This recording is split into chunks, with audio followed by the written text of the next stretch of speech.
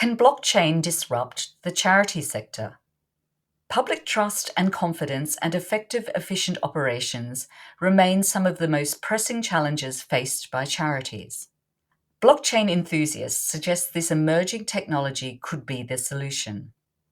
By Sonakshi Baba. Key takeaways from this audio article. Charities continue to face systemic challenges relating to transparency and efficiency. Proponents of blockchain technology suggest that, if implemented well, it can help address these issues and play a positive role in the future of the charity sector. One of the main arguments for the use of blockchain is its ability to decentralise transactions, which can enhance accountability, decision-making, and overall efficiencies. Article begins. Every now and then, a charity makes headlines for all the wrong reasons, often relating to governance failings.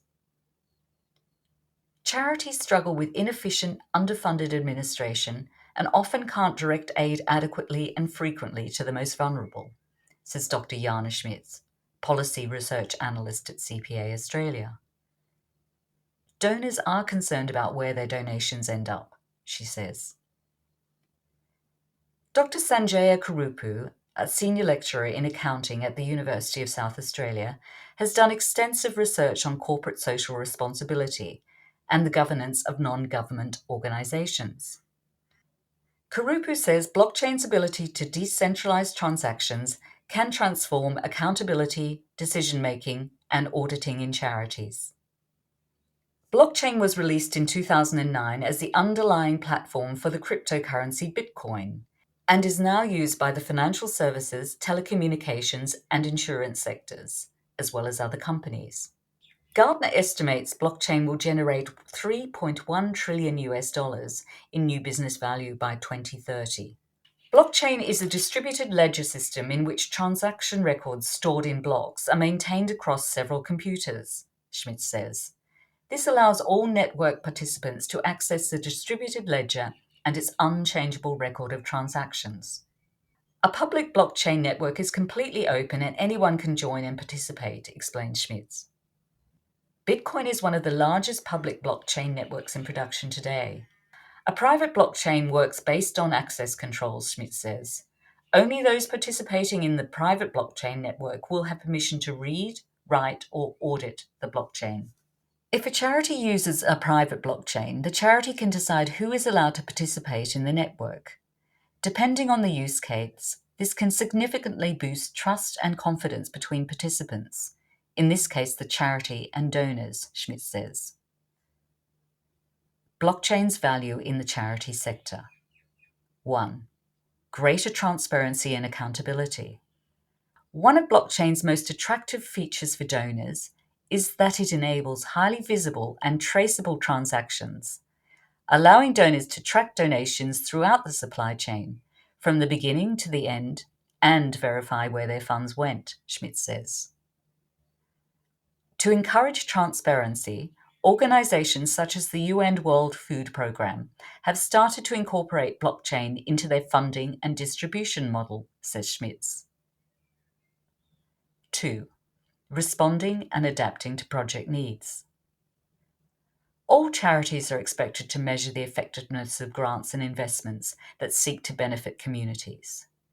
Kurupu says, in a typical charity setting, projects undergo a mid-term and end-of-project performance review, by which time it is usually too late to substantially alter activities based on the needs of the beneficiaries.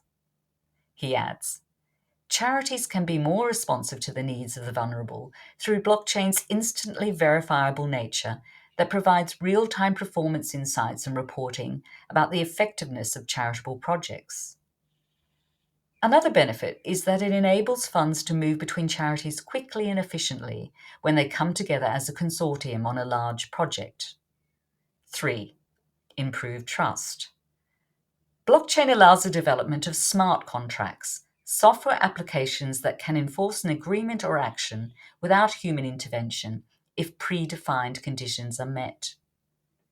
Schmidt says, making each donation or investment dependent on the achievement of specific project goals allows charities to transparently demonstrate their proof of impact. For instance, a smart contract could provide donors interested in education in developing countries the power to donate after verifiable enrolment and/or completion of education courses. 4. Greater efficiency and compliance. When charities receive a grant, they go through a time-consuming and laborious grant acquittal process to explain where the money was spent. Ram Subramanian, policy advisor reporting at CPA Australia, says, blockchain can allow automatic verification of where the money was spent. This would save the manual effort required on data capture and record management, and save some of the money spent on independent verification. 5. Reduce admin and operational costs. Katrina Donaghy, CEO and co-founder of Civic Ledger, an award-winning blockchain company, explains that conducting background checks on staff, volunteers, and humanitarian workers is a significant burden in terms of paperwork and compliance. She says, in mid-2018, the Australian Red Cross worked with Type Human, a Melbourne-based blockchain company, to explore how blockchain technology can streamline the background check processes and increase the sector's capacity to take humanitarian action. As this inefficiency has duplicated across this sector, a growing coalition of organisations, called the Trust Alliance, has come together through Type Human to shepherd the emergence of an open credential ecosystem and to address the digital coordination problem. The way forward. Donaghy notes, blockchain is still largely elusive within the Australian charity sector. Charities are by nature slow to adopt new technologies for several reasons, namely resources, and ironically a lack of operational funds to invest in technology. It's still early days, says Subramanian, until a new ecosystem is developed with support from regulators and is tried and tested with larger charities. The majority of charities in Australia won't have the knowledge and resources to explore blockchain.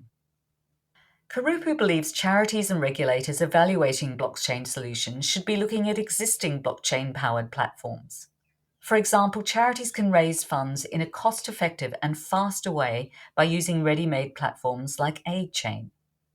Schmitz adds, IBM and other technology giants have already built off-the-shelf blockchain solutions for charities.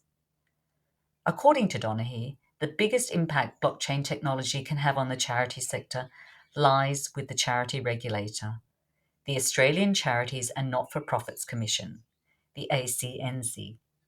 She says, rather than individual charities exploring the potential of blockchain technology and carrying the costs for this discovery activity, the ACNC has an opportunity to lead this digital transformation conversation and develop an overall strategic roadmap for the adoption of this emerging technology. As with any technology, there are possibilities and reservations. If blockchain is going to disrupt the charity sector, then this may be how it begins.